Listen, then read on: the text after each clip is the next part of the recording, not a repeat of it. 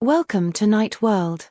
The town of Ember's Point, nestled deep within the misty coastal forests of Oregon, was a place of profound, comforting routine. Its quiet perfection was its defining characteristic, particularly in the evening. Every day, regardless of the season, the period between 4:30 p.m. and 5:30 p.m. was reserved by the town's silent, collective rhythm for an experience known simply as the hour. It was a time of golden, impossible light that bathed the old timber houses and the dense canopy of pines in a glow of such vibrant, gentle warmth that it felt curated, a perfect moment manufactured for quiet reflection and unwinding. Will Sterling, a high school science teacher whose life was anchored by the immutable laws of physics and astronomy, had lived in Ember's Point for 10 years, and for 10 years, he had accepted the hour as a minor, charming local anomaly, a quirk of the peculiar fog density or a trick of light reflected off the Pacific. He accepted it because everyone else did. The entire town seemed to draw a deep, collective breath during that time, smiling vaguely at the impossible colors, utterly content in the comforting predictability of the routine. Will, a man who taught the precise mechanism of planetary orbits and solar flares, had unconsciously filed this hour away under unexplained local phenomena, a beautiful, minor mystery that didn't threaten the foundational reality of the rest of his measured existence, allowing him to coast along in the comforting silence of his professional life, unaware that the scientific explanation for the hour would prove to be the most terrifying truth he would ever uncover, a chilling deception that questioned the very existence of the sun above their heads. The first unsettling crack in the hour's perfection appeared during a simple, routine astronomy lesson. Will was using a specialized spectroscope, a tool designed to analyze the specific light frequencies emitted by the sun, demonstrating to his quiet class the precise absorption lines that identified the sun's chemical composition, an exercise as predictable as gravity itself. He decided to compare the midday light with the light of the hour, running the spectroscope outside his classroom window at 4:45 p.m., expecting to see the typical shift toward the warmer, redder wavelengths. Instead, the spectroscope, a cold, objective instrument, registered something profoundly impossible. The light that bathed Ember's Point was spectrally identical to the light captured at 1 p.m., the peak of midday, possessing the same bright, searing blue and green wavelengths, the exact chemical signature of a high-noon sun. The light was chemically perfect, yet it was casting shadows that stretched and deepened with the acute, low angle of a setting sun, a blatant, horrifying contradiction of physics where the source of the light possessed the intensity of midday but the position of dusk, utterly shattering the comforting notion of a simple atmospheric trick. Will dismissed the reading, assuming instrument failure, quickly shutting down the equipment and sending his class home, his mind reeling from the impossible data that whispered of a profound, fundamental flaw in the light they were experiencing, a flaw that questioned the very nature of their reality, introducing a cold, calculated scientific dread into the serene, comforting beauty of the golden hour that the entire town blissfully accepted as normal. That night, Will couldn't sleep. The contradiction had become a splinter of intellectual terror lodged in his mind. The chemical signature of the midday sun, the low-angle shadows of dusk, it was a perfect, seamless imitation of a setting sun, but one that contained the complete, non-diminished spectral intensity of noon. He began obsessive, secretive research, using the school's high-speed satellite link to cross-reference historical weather patterns, regional astronomical records, and, most terrifyingly, local news archives. He discovered the town's history contained a chilling gap. Exactly 12 years ago, the official regional weather logs for Ember's Point ceased abruptly, followed by 2 years of vague, inconsistent local records before the consistent, predictable pattern of the hour began. More disturbingly, he found dozens of unverified, local accounts from the time before the records stopped, old forum posts, faded town meeting minutes, and panicked police reports, all describing a period of increasing, unnerving atmospheric silence, culminating in reports of a day where the sun, quite literally, simply failed to rise at all, followed by 2 years of profound, unnatural darkness that drove the population to the brink of panic before being replaced by the gentle predictability of the hour. Will felt a chilling certainty. The hour was not a quirk of light, it was a remedy, a manufactured, looping reality designed to compensate for an original, catastrophic, enduring failure of the actual sun. Will began to investigate the mechanism of the deception, focusing his scientific paranoia on the one visible anomaly that always accompanied the hour, the sky's color. While the light was golden on the ground, the sky directly above Ember's Point was always an impossible, rich, deep indigo, a shade that belonged to the deepest point of nautical twilight, completely inconsistent with the intense solar radiation hitting the spectroscope. He climbed the town's oldest water tower, a massive, rusting steel structure, setting up a complex array of sensitive magnetometers and solar trackers. His research confirmed his most terrifying hypothesis. The magnetic data revealed a constant, focused, colossal energy sink centered directly above the town, silently and instantaneously absorbing the raw solar radiation before it could reach the ground. The indigo sky was not reflecting light, it was the visible edge of a containment field, a vast, engineered envelope that was intercepting the true, external light and feeding it into a local, terrestrial projection mechanism.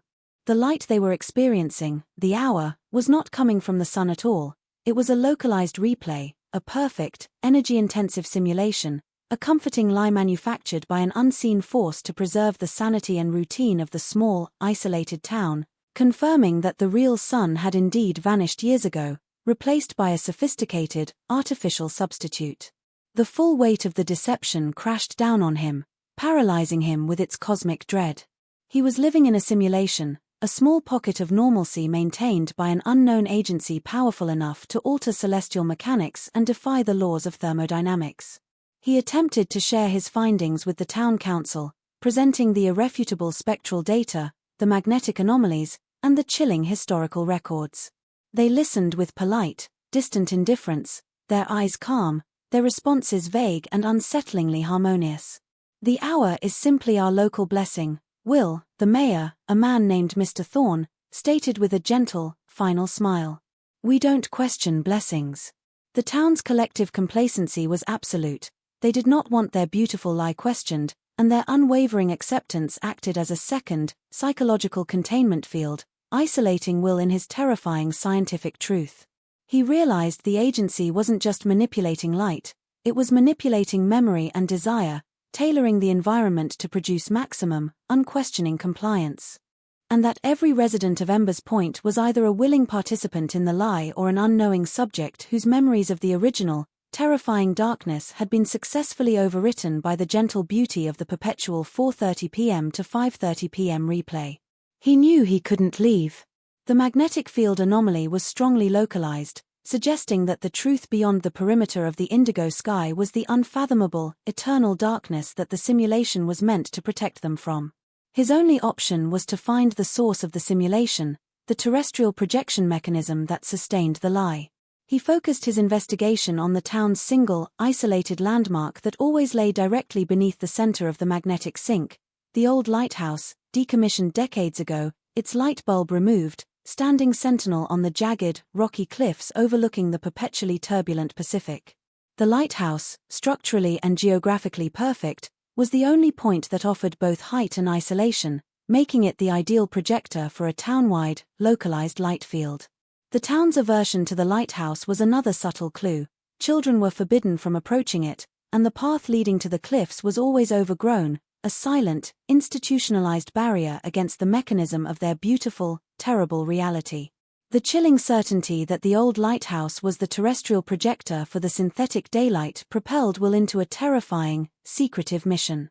He began preparing for his ascent, assembling equipment not for a scientific experiment, but for a desperate breach of security: high-powered climbing gear, specialized electromagnetic shielding, and a final, critical tool: a powerful, synchronized strobe light array designed to emit chaotic, random light frequencies. His goal was not to destroy the projector, but to momentarily overload its system with variables it could not process, forcing a break in the perpetual loop of the hour long enough to witness the true, unadulterated reality of the world outside the indigo sky's perimeter.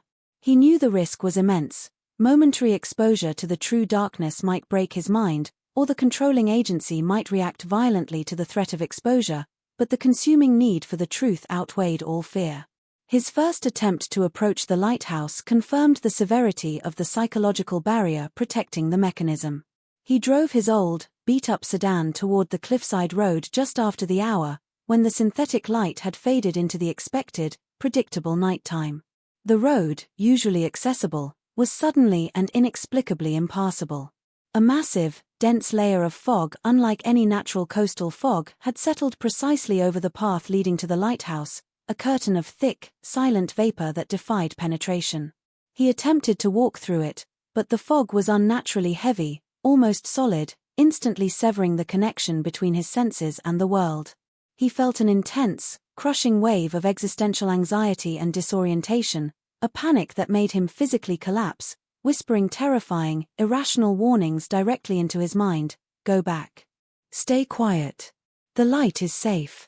The psychological defense was immediate, potent, and customized, specifically targeting his deepest fear, the absolute loss of predictable reality. He retreated, shaking, realizing the containment field was more than magnetic. It was psychic, designed to enforce the town's collective compliance. Will spent the next 2 days meticulously studying the topography, determining that the defense field was strongest at ground level. His solution was simple and risky. He would access the lighthouse from the sea, climbing the jagged rock face at low tide, approaching the projector from beneath the range of the psychological fog field. He acquired the necessary climbing equipment and waited for the predictable arrival of the hour, knowing the projector would be at peak power, providing the strongest visual anomaly to guide his climb. At 4:45 p.m. the next day, as the town bathed in the impossible gold, Will descended the precarious, treacherous cliff face, the synthetic light unnaturally bright against the perpetually turbulent, churning water below. The air near the cliff base was filled with a deep, low humming vibration, the physical sound of the colossal energy sink drawing power directly from the Earth's magnetic core to sustain the illusion, a sound that resonated painfully in his chest and skull. He reached the lighthouse base, an enormous, cylindrical structure of ancient, sea-battered stone. The humming was deafening here, and the stone felt subtly warm to the touch, vibrating with the latent power of the projection. He found the maintenance hatch, a small, rusted metal door located 20 feet above the high tide line. He scaled the wall, reaching the hatch just as the synthesized golden light reached its zenith. He forced the rusted hatch open, the metallic shriek of its hinges instantly absorbed by the core hum. Inside, the lighthouse was not filled with stairs and glass, but with a massive, cylindrical power manifold that rose through the center of the tower. The manifold was made of a dark, obsidian-like composite, pulsing with a faint, internal blue light, the true, silent heart of the terrestrial projector, confirming its non-human, engineered nature. He quickly ascended the narrow service ladder that wound around the pulsating manifold. The higher he climbed, the more intense the sensation of psychic manipulation became. The air was thick with the echoes of compliance, faint, overlapping whispers of contentment, approval, and gratitude, the collective psychological residue of the town's 12 years of blissful, unquestioning acceptance of the lie. The whispers pressed against his mind, tempting him to surrender to the easy comfort of the simulation, to simply accept the golden light and descend, warning him that the truth was too painful, too dark, and that the only true freedom was contained within the manufactured routine. He finally reached the top chamber, the original lantern room, which was now empty of its glass and lens. The entire chamber was filled with a massive, rotating array of light emitters, hundreds of specialized projection units angled perfectly downward, bathing the town in the chemically precise, spectrally perfect midday sun simulation. The apparatus was beautiful, terrifying, and utterly silent. He positioned his chaotic strobe array directly in the center of the room, aiming it at the obsidian manifold below, ready to launch his counterattack. He knew that the system was powerful enough to absorb any predictable input. His only chance was randomness, a burst of light frequencies that defied the elegant, predictable chemistry of the manufactured sun. He pressed the activation button. The chamber exploded not with sound, but with a terrifying, instantaneous stuttering of light and shadow, a disorienting, epileptic chaos of non-linear light waves that instantly clashed with the predictable, constant gold of the projection field, causing the massive, cylindrical manifold to emit a soundless, high-frequency shriek of digital pain. The projector was overloading. The immediate result of the chaotic strobe assault was a catastrophic failure in the projector's seamless illusion.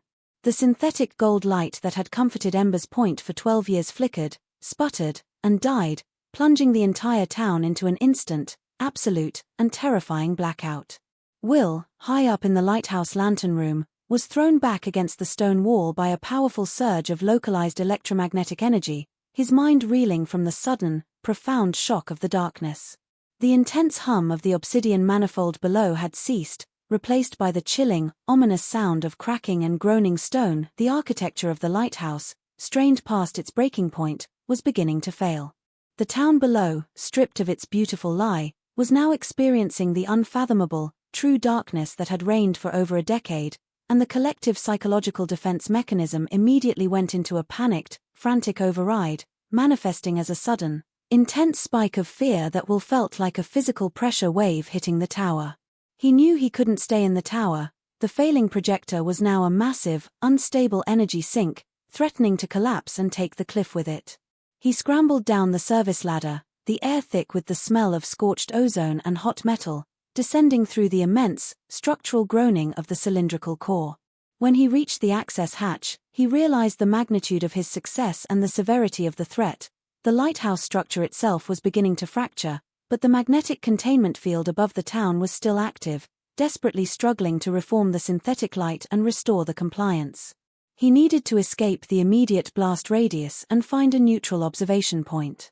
As he descended the exterior of the lighthouse, clinging precariously to the damp, sea-battered stone, he looked up and saw, for the first time in 12 years, the true nature of the sky above Ember's Point.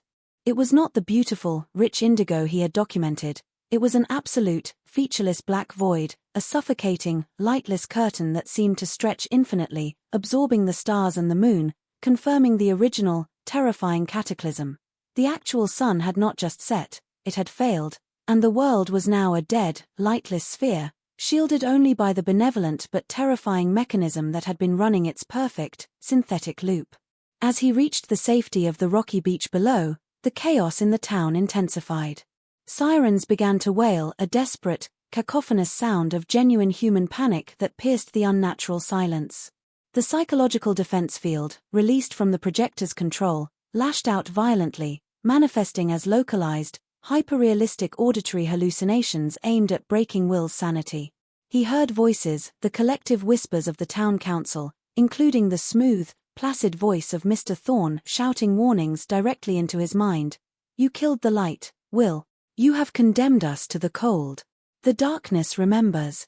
The voices were followed by the piercing, agonizing sounds of his students screaming, a trauma specifically tailored to reawaken his professional guilt over the distant coastal flood, attempting to paralyze him with a torrent of self-recrimination. He recognized the strategy. The benevolent agency was now fighting with pure, concentrated fear, desperately trying to drive him back into the safety of ignorance, away from the active, devastating truth that his mind was being exposed to, knowing that prolonged exposure to the true reality would result in a permanent, crippling existential breakdown. Will forced himself to ignore the torrent of auditory abuse, focusing instead on the scientific truth of the light's failure. He understood the moral dilemma now. The loopkeeper wasn't evil, it was a protector, a vast, sophisticated system that had decided the terrible cost of the sun's failure was too high for humanity to bear. It had engineered a stable, controllable illusion as a final act of mercy, allowing the small town to live in a perpetual state of peaceful, predictable normalcy, avoiding the psychological collapse that the eternal night would inflict. His act, driven by the need for truth, was an act of profound, terrifying cruelty to the compliant residents of Ember's Point. He had to decide whether to permanently destroy the illusion, condemning the town to the true, eternal darkness, or find a way to repair the projector, allowing the beautiful lie to continue. He realized the repair was his only chance at survival. The magnetic field was already too weak, and the true darkness was pressing in, a palpable, suffocating force that threatened to crush the air from his lungs. He looked back up at the fractured lighthouse. The only way to repair the damage and restore the compliance loop was to re-engage the power manifold. He knew he had to face the danger of the structural collapse and re-enter the exposed, unstable core of the projector. He began his second ascent, climbing the massive, groaning stone cylinder against the backdrop of the town's chaotic panic and the suffocating, featureless blackness of the sky. The cracks in the stone were widening, spitting sparks of contained magnetic energy. He was no longer a scientist, he was an engineer of illusions, desperately trying to fix a cosmic lie that had become the only truth holding his small world together, realizing that the gentle, predictable gold light, however artificial, was the only thing preventing the Earth from becoming a cold, unacknowledged tomb, sealing the fate of the Pacific Northwest in a final, irreversible cataclysm of psychological and environmental despair. The final ascent into the fractured lighthouse was an agonizing battle against gravity and the building's imminent collapse. Reaching the lantern room required Will to navigate widening structural fissures and dodge falling chunks of sea-battered stone. The obviousness of the destruction was a desperate relief. The threat was physical and measurable, a welcome change from the paralyzing ambiguity of the psychic assault. He finally reached the top chamber, the air now freezing cold, the scent of ozone replaced by the sharp, metallic tang of exposed electronics. The massive, cylindrical power manifold was inert, cracked open in several places, its obsidian surface dull and lifeless. The chaos of his previous chaotic strobe blast had successfully neutralized the core, but the core was not just the projector, it was the life support for the town's sanity. He began the frantic process of emergency repair, using the remaining tools he had carried up the cliff. His objective was simple: reconnect the core power regulators to the main magnetic conduits, forcing a rapid restart of the projection sequence before the magnetic containment field over the town completely collapsed. He ignored the profound, crushing cold of the true, eternal night that streamed through the shattered glass casing, focusing his analytical mind only on the logic of the wiring diagrams he had glimpsed in his original magnetic data. He was a scientist who had failed once by miscalculating a flood, and he would not fail again by miscalculating a collapse of reality. He worked against the clock, the sound of the lighthouse's structural groans serving as a constant, terrifying countdown.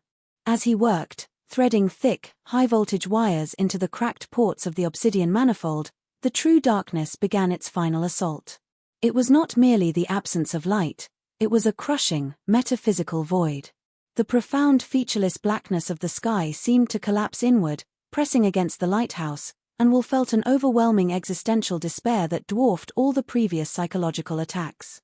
His mind was flooded with the realization of the sun's absolute failure, the permanent futility of life on a dead world, a total psychological surrender to the terrifying, unacknowledged end of everything.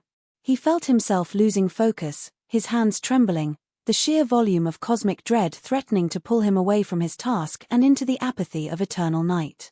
He fought back with the only memory that carried genuine, human weight, the sound of his students' laughter in the classroom, the joy of teaching them the precise, beautiful, predictable laws of a stable cosmos. He held on to that simple, flawed, human memory, using the messy, unscientific truth of human connection as a shield against the perfect, terrifying logic of the void. He slammed the last wire into place. A flash of blinding, contained blue light erupted from the manifold, followed by the return of the profound, low-humming vibration. The core was successfully re-engaged. The effect was instantaneous and absolute. The absolute blackness of the sky above Ember's Point retracted, replaced by the familiar, rich indigo. A sudden, powerful surge of golden, synthetic light erupted from the projector, bathing the entire town in the familiar, comforting glow of the hour. The wail of the sirens below faded instantly, replaced by a sudden, collective sigh of relief from the town, an audible shift from chaos back to blissful, peaceful compliance. The system was running again. The beautiful lie had been restored. Will Vumar descended the lighthouse a final time, the structure creaking but stable, its purpose once again fulfilled. He did not go back to his house. He walked the misty streets of Ember's Point, now filled with the gentle, predictable routines of the hour, watching his neighbors smile in the perfect, simulated sunlight. They were safe, compliant, and blissfully unaware of the truth he had exposed and then painstakingly recovered. He had saved them from the eternal night, but only by locking them back inside the beautiful, necessary lie. He left the town that same night, driving away from the golden glow and the comforting predictability of the synthetic sunset. He never returned to teaching. He could no longer speak of a stable cosmos or predictable orbits. He became a cartographer of silence, living a quiet, isolated life, obsessed with tracking minute changes in regional magnetic fields, forever listening for the subtle anomalies that betrayed the lie. He understood that the benevolent, powerful entity had not been defeated, it had simply been repaired. The loop keeper of the light was still out there, eternally maintaining the illusion, and Wulvumor was the only human left who knew that the sun was dead, and that the earth was being protected by a beautiful, necessary deception. He lived his remaining years in a state of quiet, perpetual anxiety, forever waiting for the day that the projector would fail again, forcing him to witness the final, irreversible judgment of the eternal night.